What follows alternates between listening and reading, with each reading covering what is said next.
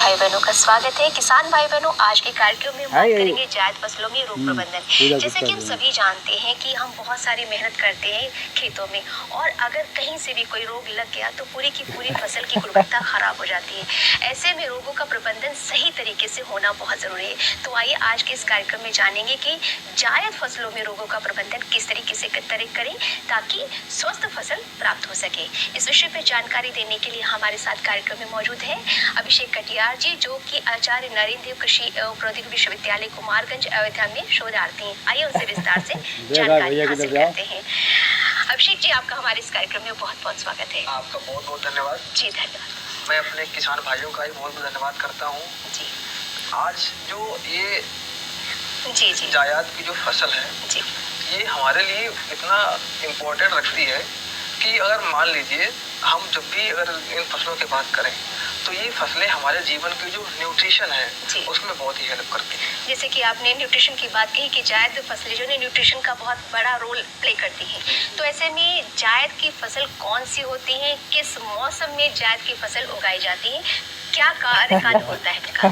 जो जायद की फसल है इनका जो समय है वो मार्च से लेकर जून तक का होता है।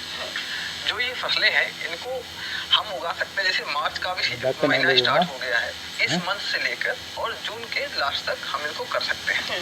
और इनको बोने का जो सही समय है वो अभी से स्टार्ट हो गया है। अच्छा।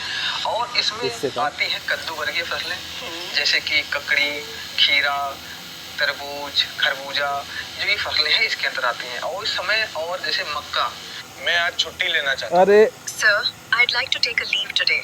मुझे एक पर्सनल काम है, बहुत अधिक होती है।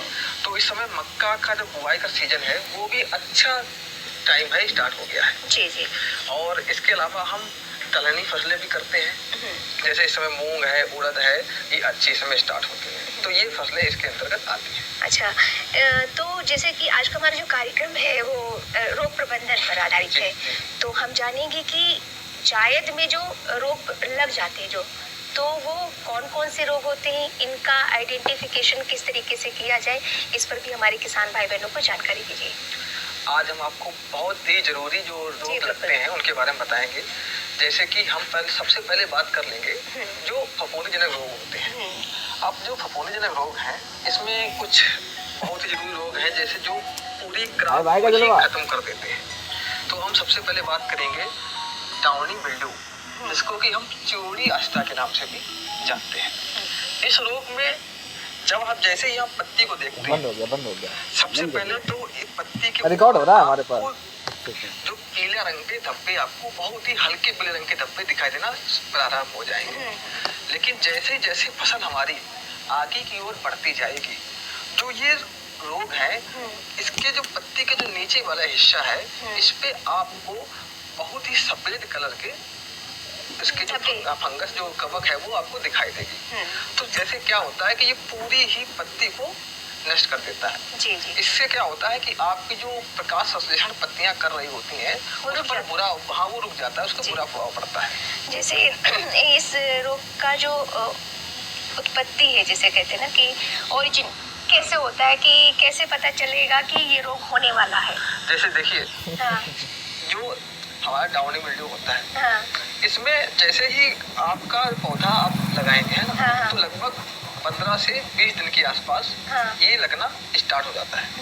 अब जैसे जैसे आपने देखा कि पत्ती के जो भाग है उस पे हल्का सा येलो कलर के कुछ धब्बे बन रहे हैं, वो भी कोण के आकार के धब्बे बन रहे हैं, तो आप समझ जाएंगे कि इस रोग का स्टार्ट हो चुका है। तो ये किसकी वजह से होता है, जैसे कौन सी चीज की कमी की वजह से ये रोग उत्पन्न हो जाता है? ये जो रोग है ये कवक के द्वारा होता है, फंगस के द्वारा होता है। अच्छा। अब ये फंगस जो होती है आपके जो सॉइल है, मिट्टी है, उसमें भी पहले से ही पड़ी होती है और ये कई दिनों तक पड़ी रहती है। अच्छा। जैसे ही उसके लिए जो इन्वायरमेंट है फेवरेबल होगा, उसके प्रति अच्छा होगा, तुरंत ही वो रोग बढ़ना स्टार्ट हो जाएगा। और यह रोग जो है पूरे पौधे के अंदर से, जड़ों से स्टार्ट होता है और पत्तियों पर इसके लक्षण दिखाई देते हैं और आप कोण की तरह लक्षण उसमें दिखाई देते हैं। जैसे कि आपने फेवरेबल एनवायरनमेंट की बात कही, तो उनके लिए फेवरेबल एनवायरनमेंट बनता कैसे है कि रोग पनप ही ना पाए, हम ऐसा कुछ करें कि वहाँ पर जो ये एनवायरनमेंट जो होता है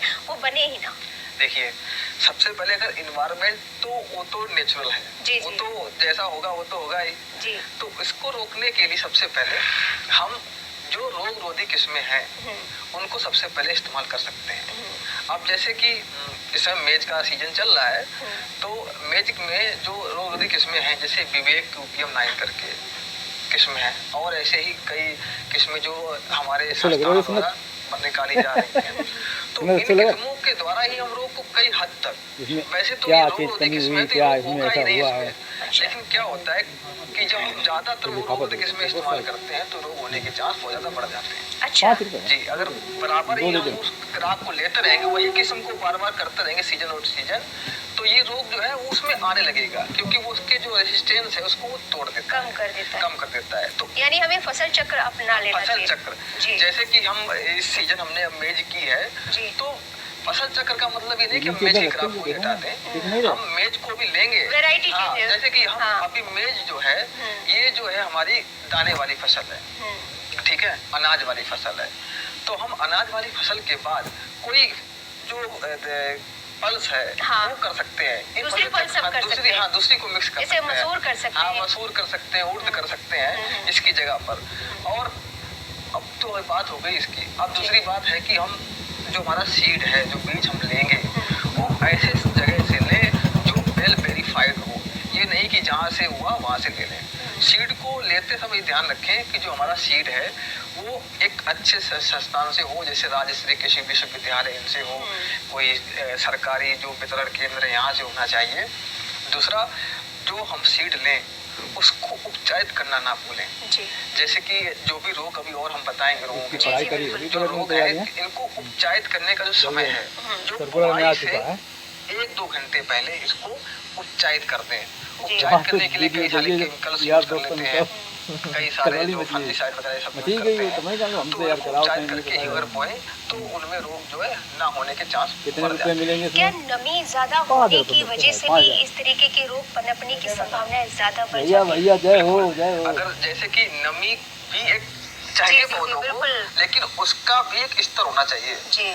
जैसे कि नमी अगर ज्यादा हो जाएगी तो क्या होगा कि जो भाप बनेगी उसमें तो उस जो वहाँ फसल का जो एनवायरनमेंट है उसमें नमी अधिक मॉइस्चर ह्यूमिडिटी बढ़ा देगा।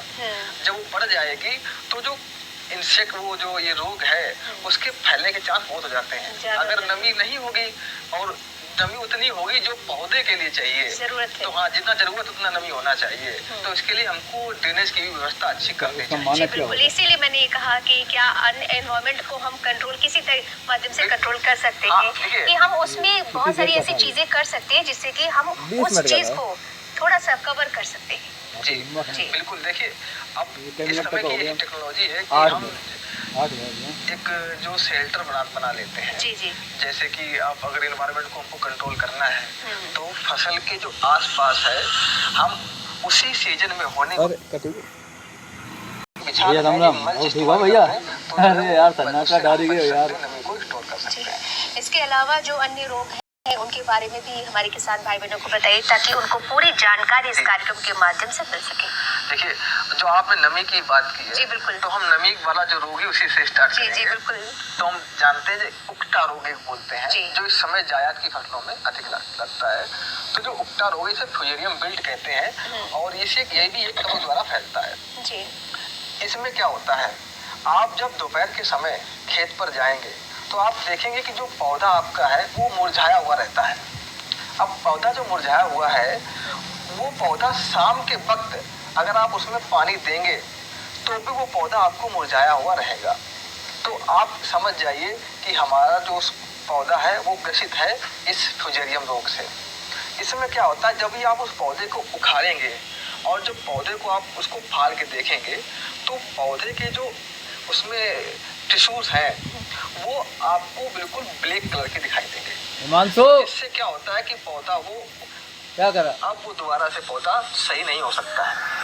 और इस रोग को हम जब भी जो रोग होता है लाइव प्रसारण हो रहा है इनका, अगर आप नमी ज्यादा है तो फंगस जो है, कवक जो है, उस नमी के सहारे बहुत अधिक तेजी से ग्रोथ करेगा। और क्योंकि ये फंगस जो है, इसके जो स्पोर्स होते हैं वो पड़े रहते हैं सॉइल में। और जो सॉइल में पड़े हुए हैं, जैसे ही उसको नमी मिलती है और जो मौसम जो होता है वो गर्म मिलता है, जो बहुत ही अच्छा है इसके लिए, फंगस के लिए, तो तुरंत ही वो रोग जो है आसानी से पौधे की जड़ें हैं उनके द्वारा पूरे पौधे में जा सकता है। और जब ये रोग फैल जाएगा, अच्छा, बहुत चल रहा है। हमारी फसल में इनका लाइव अच्छा, उत्तर प्रदेश वाले, दूरदर्शन वाले का। अब जो रोग होगा, सही है। जैसे ही रोग होगा तो ये रोग कितने क्या व्यू मिल करेगा, गई, कितने व्यूज आएंगे? पानी जो सोखने वाली जो नलिकाएं हैं उनको ब्लॉक कर देगा। सही है, अब सही है, वही से है। अब उत्तर प्रदेश। और फिर आप देखते हैं कि कई लोग जो है पौधे पानी लगाते तो हैं, चला तो फिर भी जो है पौधा सही नहीं होता जो तुम है। अभी देन तो का इसका ये मतलब है कि उसमें ये रोग लग चुका है। आप जितना भी पानी देंगे वो सही नहीं होगा। तो इसकी आज तक कोई आई जाओ बस। आपको उस पौधे को जिसमें रोग लगा हुआ है उसको उखाड़ के धीरे धीरे आएंगे यार। अभी और भी कई केमिकल्स जो है उनका भी इसमें इस्तेमाल किया जैसे जाता ये है। इन्होंने दिया, कई चैनल और देख रहे होंगे, कई लोग उसको समझ रहे होंगे। तो जो हमारा जब देखते हैं कि सीड हाँ है, कोई बीज है, उसको बढ़िया हम एग्रीकल्चर का जो है ट्राइकोडर्मा प्रोफेसर है, विरिडी 10 तब ग्राम बुलाते प्रति किलोग्राम सीड के हिसाब से अगर हम उपचारित कर देते हैं तो इस रोग को रोका जा सकता है। जी, जैसे कि हम हमेशा जैविक चीज़ों पर, प्राकृतिक चीज़ों पर जोर देते आए हैं, तो क्या रसायनों की बजाय कोई ऐसा प्राकृतिक उपचार नहीं जिससे कि इन रोगों से बचाया जा सके अपनी फसल को? बहुत सारे उपचार हैं जी बिल्कुल। लेकिन आजकल के समय में किसान जो हमारे भाई हैं जी उनको जो ये केमिकल द्वारा करना बहुत ही आसान पड़ जाता है। जी जी। लेकिन हमारी सरकार और जो हमारे वैज्ञानिक हैं वो लगातार प्रयत्नशील है कि हम इस केमिकल को कम करके और जैविक और प्राकृतिक चीजों पर बहुत ही फोकस करें। तो जैसे कि अगर हम प्राकृतिक चीजों की बात करते हैं तो जैसे कि पुराने समय में राख का प्रयोग करते थे, वो भी प्राकृतिक है।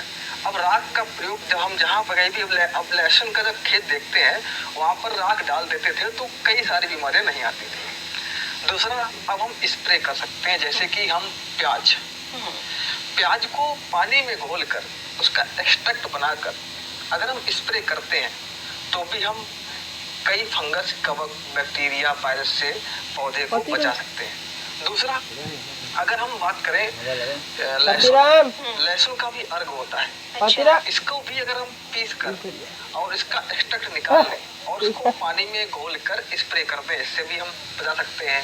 और नीम ऑयल इसका प्रयोग कर सकते हैं, महुआ का ऑयल, अरंडी का ऑयल, कई सारे ऑयल्स हैं, इनका स्प्रे कर सकते हैं। और बात करते हैं कि अगर हम इन सबको एक साथ यूज करें तो पौधा हमारा और भी अच्छा हो सकता है और किसान का खर्च भी कम आएगा। बिल्कुल बिल्कुल। क्योंकि अगर वो और चीजें भी ये सब इस्तेमाल करेगा जो घर में आसानी से मिल जाती हैं और सस्ती भी होती हैं, तो किसान भाई अगर इन सब चीजों पर ध्यान दें तो और भी फायदा कमा सकते हैं। यानी कि हमारे पास उपचार हमारे घर में ही है, घर में ही है, घर में ही मौजूद है और हम बाहर ढूंढते हैं। बाहर ढूंढ ही रहे हैं, ये आज का समय चल रहा है। जी जी। तो तो ये आपने बहुत अच्छी बात हमारे किसान भाई बहनों को बताई कि उनके घरे में उनके फसल का उपचार मौजूद है। जी। अच्छा, और जो बैक्टीरिया जनित जो रोग होते हैं उनके बारे में भी हमारे किसान भाई बहनों को बताइए। जी, जैसे कि जो हमारा बैक्टीरिया है, जीवाणु पूरी तरह से क्रॉप में को बिल्कुल ही नष्ट करने की क्षमता रखते हैं और इनका उचित प्रबंधन, लक्षण भी हमको पता होना चाहिए कि कब कौन सा लगता है। अब जैसे कि हम बात करते हैं बैक्टीरिया द्वारा, तो बैक्टीरिया लगता है ये होती है शीत ब्लाइट। इसमें क्या होता है कि जो पत्ती है, पत्ती पर पूरी तरह एक लंबी सी लकीर सी बन जाती है। जैसे हम खासकर बात करते हैं मक्का के बारे में के लिए, इसमें क्या होता है कि पूरी पत्ती पर एक धारी नुमा सी बन जाती है और ये धारी जो होती है इसमें सफेद सफेद कलर का भी आपको दिखाई देगा, जो उसका हरापन है वो बिल्कुल ही खत्म हो जाएगा। अब और पौधा की जो हाइट है, जो पौधा एक नॉर्मल हाइट पे होना चाहिए, नहीं ना होकर वो अपनी हाइट भी उसकी कम हो जाती है। अब अगर ऐसा पौधा कहीं दिख जाता है तो हम समझ जाते हैं कि ये बैक्टीरिया के लक्षण हो सकते हैं और ये क्या होता है कि कई प्रकार के जो और भी लक्षण इसमें आ जाते हैं, जैसे कोई किसी न्यूट्रिएंट है उसकी पोषक तत्व की भी कमी के कारण भी कई प्रकार के लक्षण दिखते हैं। लेकिन ज़्यादातर अगर ऐसा आपको कहीं भी लक्षण दिखे तो आप समझ जाइए कि वो बैक्टीरिया द्वारा ही, जीवाणु द्वारा ही हुआ है। जी, जैसे आपने बैक्टीरिया की बात कही, तो बैक्टीरिया जनित जो रोग उत्पन्न होते हैं तो उनके पीछे की वजह क्या रहती है, किस वजह से वो रोग उत्पन्न हो जाते हैं, कौन सी चीज़, कौन से तत्व की कमी की वजह से ये रोग जल्दी पनपने लगते हैं? जैसे कि अगर आप तत्व की बात करें जी, तो हम जानते हैं जो पोटास है, ये पोटास एक ऐसा तत्व है अगर हम ये फसल में कम हो जाए तो कोई भी प्रकार का जो रोग है हमारी फसल को नुकसान पहुंचा सकता है। इसलिए जो पोटास हमको डालना ही चाहिए फील्ड में, लेकिन उसकी भी एक निर्धारित मात्रा होती है। किसी भी कोई फसल हो जाए, हर न्यूट्रिएंट की एक निर्धारित मात्रा है। जैसे कि आप पोटास ही बहुत इंपॉर्टेंट है। दूसरा फास्फोरस भी यही काम करता है, वो पौधों की जो इम्यूनिटी है, पावर है, उसको बढ़ाता है। अब जीवाणु कैसे फैलते हैं? जो हमारे जीवाणु होते हैं, ये जैसे हम कृषि क्रियाएं करते हैं, जैसे खुरपी के द्वारा खुदाई करते हैं, घास वगैरह निकालते हैं, तो क्या करते हैं कि घास जो खुरपी का कुछ कोना होता है वो हमारे पौधे के पास लग जाता है, कट बन जाता है। और क्या होता है कि जो मिट्टी होती है वो मिट्टी उसी के साथ लग जाती है। तो ये जीवाणु जो होते हैं ये हमारी सॉइल में ही, मिट्टी में ही पड़े होते हैं, और जैसे ही कहीं इसको घाव दिखता है जीवाणु को, ये उसके अंदर प्रवेश कर जाता है। और सुबह के टाइम आप ओस देखते हैं, ओस में भी जीवाणु होते हैं। वो जीवाणु जो बिल्कुल पत्ते के किनारे एक छोटे से छेद होते हैं, जिनको हम लोग हायरथ्रोइड्स बोलते हैं इंग्लिश में, उसके द्वारा भी वो एंट्री उसमें कर जाते हैं। और ये हमारे जो वातावरण है इसमें भी बने रहते हैं, क्योंकि इतने छोटे होते हैं और इनका जो ग्रोथ है, मल्टीप्लिकेशन है, बहुत तेज होता है। तो इसलिए ये बहुत दिनों तक हमारी मिट्टी में पड़े रहते हैं और आसानी से हमारी फसल को नुकसान। तो क्या प्राकृतिक रूप से इन बैक्टीरिया को खत्म करने का कोई उपाय, कोई सुझाव है आपके पास जो हमारे किसान भाई बहनों के लिए हेल्पफुल हो? हाँ, बिल्कुल है। अब जैसे कि हम बैक्टीरिया है जी, अब जैसे हम देखें कि किसी प्रकार का हमको इसमें लक्षण दिख रहा है तो उसको तुरंत ही पौधे को उखाड़ लें और उखाड़ कर या पौधे को जला दें, कहीं दूसरी जगह मत फेंकें, क्योंकि अगर दूसरी जगह फेंक देंगे तो वो उसका जो बैक्टीरिया है उसमें बना हुआ है, और जैसे ही किसी के टच में आया तो वहाँ भी वो पहुँच जाएगा, रिसाइकिल हो जाएगा। इसलिए क्या करें, उस पौधे को तुरंत ही जला दें या फिर गड्ढा खोद के जमीन में उसको अच्छी तरह से ढक दें, ताकि वो कहीं और ना फैल पाए। दूसरा हम कर सकते हैं ट्रीटमेंट केमिकल्स के द्वारा।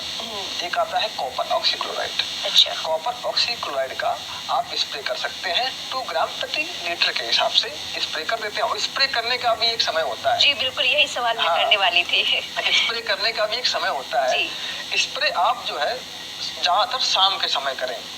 और शाम के समय क्यों करें? क्योंकि शाम के समय जो हमारे लाभदायक इंसेक्ट होते हैं, कीट होते हैं, वो पूरे दिन जो है क्रॉप से जो फूल होते हैं, फ्लावर्स वगैरह होते हैं, उनसे रस चूसते रहते हैं। अगर हम स्प्रे कर देंगे तो हमारे फ्लावर वगैरह भी, वो जो लाभदायक इंसेक्ट हैं, कीट हैं, वो भी मर जाएंगे। इसलिए हमेशा जो स्प्रे है वो हमेशा शाम के समय ही करना चाहिए। अच्छा, सरकार का इस तरफ क्या मतलब कार्यक्रम, क्या कोई योजनाएं रहती हैं जिससे कि हमारे जो किसान भाई बहन अपनी फसल को रोग मुक्त बना सके? सरकार पूरे जो अपना उत्तर प्रदेश है या फिर पूरे देश में बहुत सारे कार्यक्रम चला रही है जी। सरकार प्राकृतिक खेती को भी बढ़ावा दे रही है। सरकार कई सारे जो हमारे राज्य स्तरीय कृषि विद्यालय हैं, विश्वविद्यालय हैं, इनके द्वारा कृषि विज्ञान केंद्र बनाए जा रहे हैं। इन कृषि विज्ञान केंद्रों पर बहुत सारे वैज्ञानिक हमेशा रहते हैं जो कि आपके खेत पर जाते रहते हैं, निरीक्षण करते रहते हैं। वो क्या करते हैं कि जैसे ही आपकी फसल पे जो भी बीमारी है, उस समय प्रेजेंट टाइम पे जो भी बीमारी है, उस बीमारी पर देखेंगे कि क्या उसके लक्षण है, तो उसके द्वारा वो सुझाव देंगे। और किसान एवं सुविधा किसान पोर्टल है, उस पर जाकर अपना मोबाइल नंबर रजिस्ट्रेशन कर सकते हैं। जी। इससे क्या होगा कि एक एसएमएस सेवा है जो सरकार द्वारा चलाई जा रही है। इस एसएमएस सेवा में जब आप रजिस्ट्रेशन कर देंगे तो जो आप Germany is Europe's power house and प्रकोप में आएगी तो आपके पास मैसेज आ जाएगा कि आपके क्षेत्र में ये बीमारी अधिक फैल रही है। जी। ये तो 20 मिनट का बहुत सरकार आपको पहले से ही कर देगी, तो इससे आप उससे बच सकते हैं। अभिषेक जी, आप हमारे स्टूडियो में आए और आपने जायद फसलों में रोग ना लगे और रोग मुक्त हमारी फसल रहे, इस पर आपने बहुत अच्छी जानकारी हमारे किसान भाई बहनों को दी। इसके लिए बहुत बहुत धन्यवाद। धन्यवाद, आपका भी बहुत बहुत धन्यवाद जी। तो किसान भाई बहनों, आज के कार्यक्रम में इतना ही। अगले अंक में हम फिर से हाजिर होंगे, तब तक के लिए हमें अनुमति दीजिए। नमस्कार।